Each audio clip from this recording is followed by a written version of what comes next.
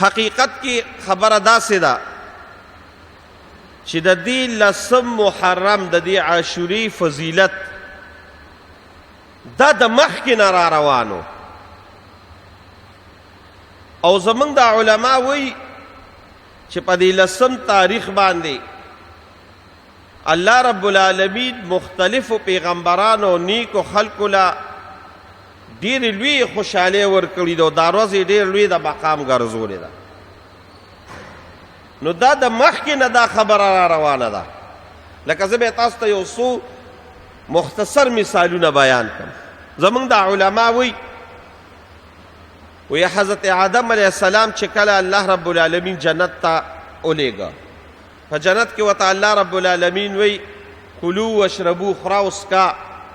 ولا تقربا هذه الشجرة دې اونې ته به نه نږدې کېږي قرآن شریف اوږده واقعه ده فنسیه ولم نجد له عزما د آدم علیه السلام ایر شو قصې نو او چې کومې اونې نه الله منې کړو هغه اونې د هغې نه خوراک وکړه الله رب العالمین ورته اهبطوا منها جمیعا بس اوس کوزېږه نو د جنت نه یې راکوز کړه رونو د جنت لازواله نعمتونه دي دنیا ته چې کله راغی نو جنت کې هیڅ قسمه بیماری تنده لوګه او خوالا هېڅ هم نشته دنیا ته چې سړی آدم علیه السلام راغی تیارم راله تندم راله اوږېتوب هم راغی دا ټولې خبرې چې رالې ډېر زیات پریشانه شو او الله ته په جلا شو چې خدای دا سو شو الله ته جلل جلل جلل زمونږ د علما وایي 40 کالې الله ته وجلل او څه به وي په جلا کې به وي ربنا ظلمنا انفسنا وان لم تغفر لنا وترحمنا لنكونن من الخاسرین خدای موږ په ځان باندې ظلم کړی دی خو تا په موږ رحم ونه کړه او تا موږ ونه بخلو موږ به ډېر د تاوانیانو نه شو نو الله رب العالمین بیا توبه قبوله کړه او د حضرت بیبي حوا سره ملاقات وشو زمونږ د علما وایي چې په کومه ورځ د آدم علیه السلام توبه الله رب العالمین قبوله کړه او د دې لوی اضطراب دی لر کړ نو دا د عاشورې مبارکه ورځ نو د آدم علیه السلام نه د دې فضیلت بیا زمونږ د علما وایي د هغه نه پس آدم ثانی حضرت نوح علیه السلام راغی نوح علیه السلام خپل قوم ته دعوت او تبلیغ شروع کړ د شپې م لګیا شو قرآن شریف کې الله وایي د ورځې م لګیا و قال ربي انی دعوت لیلا و نهارا خدای ما دوی له دعوت ورکړه د شپې او د ورځې ثم انی اعلنت لهم واسررت لهم اسرارا پټ مې م ورکړه ښکاره مې م ورکړه دعوت یې ورته ورکو څومره دعوت یې څومره وخت ورکو نو الله په قرآن کې وی ولقد ارسلنا نوحا الى قومه فلبث فیهم 1000 سنة الا 50 عاما حضرت نوح علیه السلام چې خپل قوم ته تبلیغ او دعوت یې ولا ورکو نو څومره ورکو 900 کاله ورته دعوت او تبلیغ ورکو اوس په 900 کاله کې الله وی یو څو کسه مسلمانان شو الا قلیل یو څو کسان علما وی یا اتیاو یا دو اتیاو بس دقی وقت اللہ تا سوال کوي باس خدای پاکا رب لا تذر علی الارض من الكافرین دیارا خدای بس پا مقدس مکی دا یو کافر کورم پرین دی انکا انتظرهم یدلو عبادک ولا یلیدو الا فاجرا کفارا خلق دا یو رز تجربه وی دا چا دا 10 رز وی دا چا دا کال وی دا چا دا 100 کالو تجربه وی حضرت نوح علیہ السلام وی 900 کاله میں ہوتا تبلیغوں کا باز دی کی اس دا سری زوی نے پیدا کی نو خدای غر کی اللہ و تعالی فیصله د دوی د غر کې دوشوا او په دوی باندې یو عظیم طوفان را روان دی داغي طوفان نه خبرداوي چې ستا په کور کې کم تنور دی پاغي کې بوبرو خټ کیږي نو تبه بیړې جوړه کی او په بیړې کې به دا ټول قوم ځان سره چې کوم مسلمانان دي سواره کی حضرت نوح علیہ السلام بیړې جوړه کړه او بیړې کې خپل کسان کینولو جخو سره زوی ولالو یا بنی ارکم معنا ولا تکن مع الکافرین راځه بچی تم راخیجا هغه کافر قال صحابی الى جبل بابا ما تدامو آیا چې سیلاب دی دا خو لو چدو کو سیلاب راغی زبد غر تو خیجب وحال بینهم الموج فکان من المغرقین دریاب روچت شو حضرت نوح علیہ السلام وتی راخیجه و هغه نه راخته په دې کې الله غزوی غرق کړ طوفان شروع شو قرآن شریف کې الله وی د ځمکې نه مو براوتې او د اسمان نه راوتې 6 میاشتې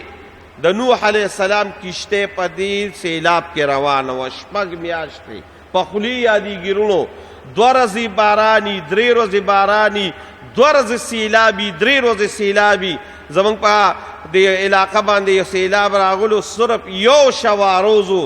څومره خلک یې په تکلیف کې اچولو 6 میاشتې یو شان سیلابو 6 میاشتې پس حضرت نوح علیہ السلام اللہ تا سوال کو بس خدایا آغا قوم اللہ غرق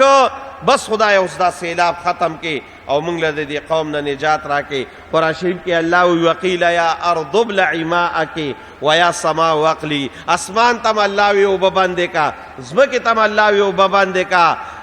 وقیل یا ارض ابلعی ماءکی ویا سما وقلعی وغید الماء وقضی الامر فیصلو کلا اللہ وی ختم کل واستوت علی الجودی او د جودی د غر د پاسا کشته ادریدا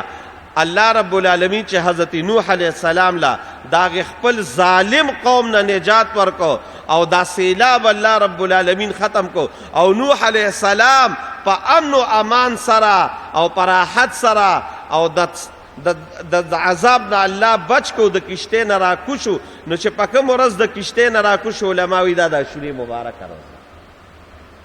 هغه وخت نه فضیلت دغه شان رونو حضرت ابراهیم علیہ السلام متعلق اور کې واچو اور په الله رب العالمین ګلې گزار کړ قلنا یا نار کونی بردا و سلاما علی ابراهیم زمنګ د علماوی چې دا اور نه کله را کوزیده او دا اور په الله کله ګلې گلزار کو وې دام د عاشور مبارک ورځو حضرت یونس علیہ السلام متعلق دو خبرې دي قوم ته وی د قشان عذاب د باندې راځي او 3 ورځې کې عذاب را روان دی په لومبه ورځ به مخونه تور شي په 2 ورځ به سر شي او په 3 ورځ به زیل شي او چې کله زیل شي دا بر باندې عذاب راځي حضرت یونس علیہ السلام د قوم نو وته او چې څنګه لومبه ورځ رااله مخونه تک تور شو بس دوی پیشو بس را پاسېدل چې را پاسېدل حضرت یونس علیہ السلام پسو ګرځېدل چې بس مونږ توبه وباسو ډیر یو کته یونس علیہ السلام دا غوینه تلیو چې را پیدا نه که بس قوم وی داسې چلو کې چې څومره ماشومان دي څومره بوډاګان دي څومره ښځې دي حتی چې د دوی په دې قوم کې څومره زناورو هغه زناورې سره د بچو راوښکل او یو کلو میدان ته رالل او ښځو نه بچي لرې کړل او د څاروو نه بچي لرې کړل او الله ته به جلا شو او داسې الله ته وجړل چې دا الله په رحم راغی قرآن شریف کې الله د دقه قوم متعلق وی فلولا كانت قرية آمنت فنفع ایمانها الا قوم یونس الله رب العالمین د حضرت یونس علیہ السلام د قوم هغه توبه قبول کړه او راغلی شوی عذاب الله رب العالمین واپس کړ زمونږ د علما وی حضرت مولانا مفتی محمد شفیع صاحب په معرف القرآن کې لیکلی دی وی چې په کوم ورځ الله رب العالمین د یونس علیہ السلام قوم لا د دقه لوی عذاب نه نجات ورکوي دا د عاشور مبارک ورځ دا فضیلت ګوره د مخکې نه را روان دغه شان حضرت موسی علیہ السلام متعلق وی چې موسی علیہ السلام د فرعون سره مقابله رااله او فرعون تاسو ته پته لګي څومره ظالم او یا زره ماشومان یې حلال کړل یذبحون ابناءهم ويستحيون نساءهم زامن به ولا حلالولو ښځې به یې پرېښودې خدمتونه به یې پې کول بچی یې ولا حلال کړل د موسی علیہ السلام سره مقابله شروع کړې داسې حد ته ورسېد یو ځل موسی علیہ السلام چې الله ته سوال وکړ وی ربنا اطمس علی اموالهم واشدد علی قلوبهم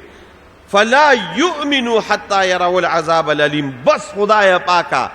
د خو ډیر تکبر وکړه خدای پاک دا مال ولا تباہ برباد کې مال خو تباہ شو دویم نمبر سوی د موسی علیہ السلام وشدد علی قلوبهم خدای دا زړونه ولا سخت کې چې د سره ایمان رو نه لري بس د دوی دی ایمان ته زماډو ضرورت نشته خدای عذاب پر راولې بس عذاب راغی عذاب څنګه راغی الله رب العالمین موسی علیہ السلام ته وی زوزه د دې قوم نو زه سره د خپلو بني اسرائیلو په کوم اړخ لاړ شم زه په دریای قلزم باندې ورځه په دقې اړخ ځه په دریای قلزم اړخ ته روان شو شپه دا نیمه چې تېره شوه د فرعون فوج ته پته ولګېدل چې موسی علیه السلام خو سره د ملګرو لاړه د دې اړخ نه ورپسې فوج او فرعون را روان شو 12 لکه فوج د فرعون سره را روان دی چې مخې ته رالل مخې ته دریاب راغی او وروستو د فرعون فوج راغی اوس لاره نشته نه په شا تلي او نه په مخه تلي شي مخې ته دریاب دی وروستو د فرعون فوج دی فوراً بني اسرائیل موسی علیه السلام ته وایي انا لمدرکون ده خو موږ راواړو مخې ته دریاب دی وروستو دا باندې فوج دی څه به کوو موسی علیه السلام ورته ان ربي معي سیهدین رب موږ سره دی هېڅ پروا مه ساتئ ډېره زر ده چې موږ ته به الله لاره وښیي الله وایي واوحینا الی موسی ان اضرب بعصاک البحر موسی علیه السلام سره امسا ویوه دا دریاب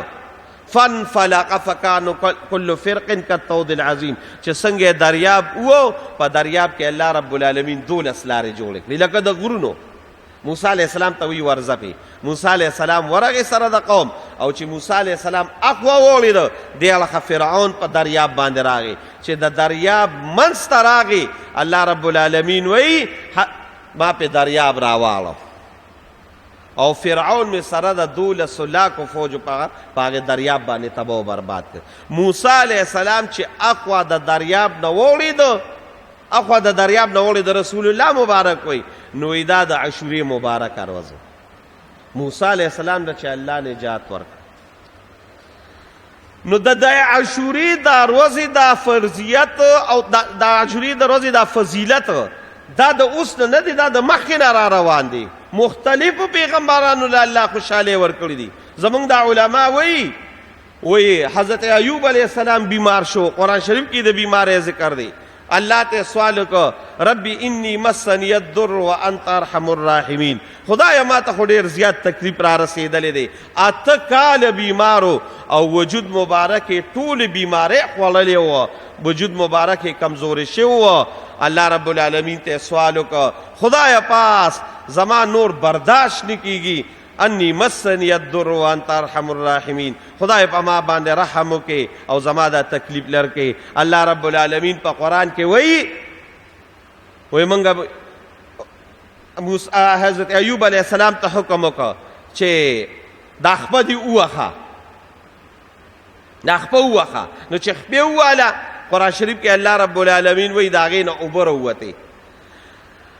حضرت جبریل علیه السلام حضرت ایوب علیه السلام ته شابه اوبوس کا اوبې ومسکلې او په ځان یې راواملولې واپس الله رب العالمین په قرآن کې وایي په قرآن کې په 19مه سپاره کې دا بیان دی او په 22مه 23مه سپاره کې دا بیان دی چې انی مسنی الضر وانت ارحم الراحمین فکشفنا عنک غطاءک فبصرک اليوم حدید داسې ځای کې دی او یو ځای کې وي فکشفنا عنک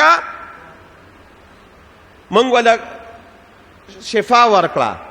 او چې څه د ده نه تلي په 19مه سپاره کې الله وایي قرآن شریف هغه آیات مې د ذهن نه وته واپس هم وله هغه مالونه او هغه صحت ورکړه چې الله رب العالمین حضرت ایوب علیه السلام له په کومه ورځ واپس صحت ورکوي دا د عاشورې مبارکه ورځ وه حضرت عیسی علیه السلام الله رب العالمین چې د یهودو نه نجات ورکو او اسمان ته خیجو علما وایي دا د عاشورې مبارکه ورځ نو د دې دا فضیلت د مخکې نه را روان دی او د رسول الله صلی الله علیه وسلم زمانه کې دغه فضیلت و نبی علیه السلام به د دې ورځې ډېر اهتمام کو څومره اهتمام به کو عایشه بیبي وایي رسول الله صلی الله علیه وسلم به د 2 روزو ډېر زیات اهتمام کو یو د عرفې د ورځې